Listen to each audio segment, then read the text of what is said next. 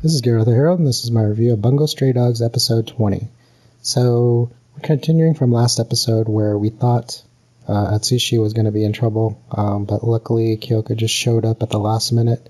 We weren't really sure which side she was on, or if she was captured or not, but apparently she manages to rescue Atsushi, and it kind of catches the guild leader off guard. We find out after she rescues him that she's pretty much just been in hiding. So it confirms that, she wasn't captured by anybody. And what Atsushi figures out is that we can set them up by getting the police involved. Well, luckily that backfires because they give a description of a serial killer. They give the police the same description as Kyoka, and that kind of throws things off because they try to capture them. And unluckily, because of how she's been raised, she decides to just start attacking the police officer. She doesn't know just to stun him or just run away, but luckily Atsushi stops them and then they get away. But unluckily, the guild members capture them right away. We get introduced to Mark Twain's power, that basically he's accurate with every single type of weapon. He uses a sniper rifle with rubber bullets and manages to knock out both of them. They take only Atsushi by using another power that Herman uses, his ability that's called Moby Dick, which I thought was kind of weird because it summons a airship that's basically a whale that has weapons on it. So what happens when they destroy it, I guess? Can you just make a new one, or is it just a one-time thing, or what? So anyways, they take him away on their fortress. And in another scene, we see that Memo tries to attack, of all people, Lovecraft, and tries to show him that, she has this power and that she's basically scary, and she says, "Show me your madness." And it's kind of ironic because, if you know anything about the stories of Lovecraft, they're way more darker.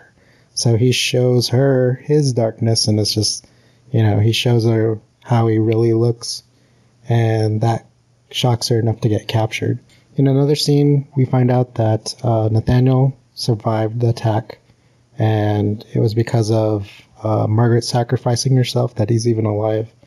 And essentially, because the guild leader is there, it kind of pushes the guild leader to use his emergency plan, which is more extreme.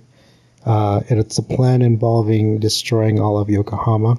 And what he's going to do is use Yumemo's power plus and Steinbeck's power to basically essentially use all the roots in the town. They will use the two powers to mind control everybody in the city and as well burn the city down. So at first he threatens Atsushi that he needs to find this book for him, and if he doesn't, then this will happen. And right away, he gives up and says, "We'll help," and the agency will help, but he still decides to do it anyways.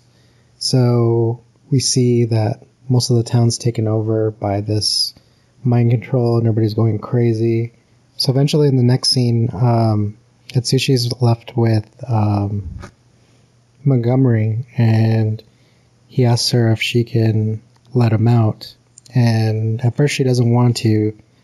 And he explains, why are you helping them? Because of how they treated you.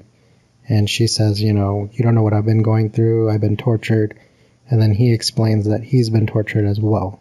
So somehow he gets through to her, and she decides to help him. So she uses her powers and lets him out with a parachute. But he still has to be able to escape and not get shot down. Unluckily, because of Mark Twain's power, he still manages to shoot his parachute, and it looks like he's going to die.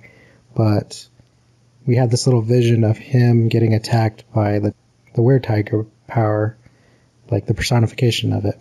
And he manages to somehow survive because of that power. He still has to escape the shooting from the airship, and he somehow manages to get, past most of it. But then he gets hurt, and just when he thought he was going to give up, that's when Dazai shows up.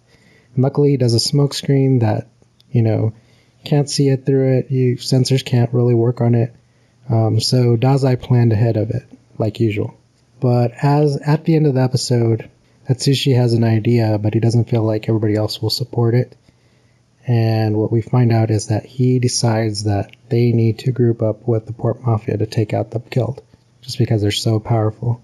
And it's something that I thought probably would happen eventually, that they would come to the conclusion that even though they're enemies, the Port Mafia and the agency, they're both Japanese. And the guild members are a foreign party. They're trying to destroy Japan, and they don't really care. And he explains that, even though they are bad guys, they were trying to protect people in the town because it's their town too. So hopefully they can convince the Port Mafia leader that they should do this. I'm not too sure that that might happen easily because the Port Mafia wants to get rid of both of them. Now, maybe Dazai can explain somehow that there's a need to do this. Maybe they will trust him enough for that to happen. So, we may have a conclusion by the end of the season. We'll have to see. I'm very forward to looking to the next episode. So, like always, comment below, subscribe, and follow me on Twitter, and I will see you next time.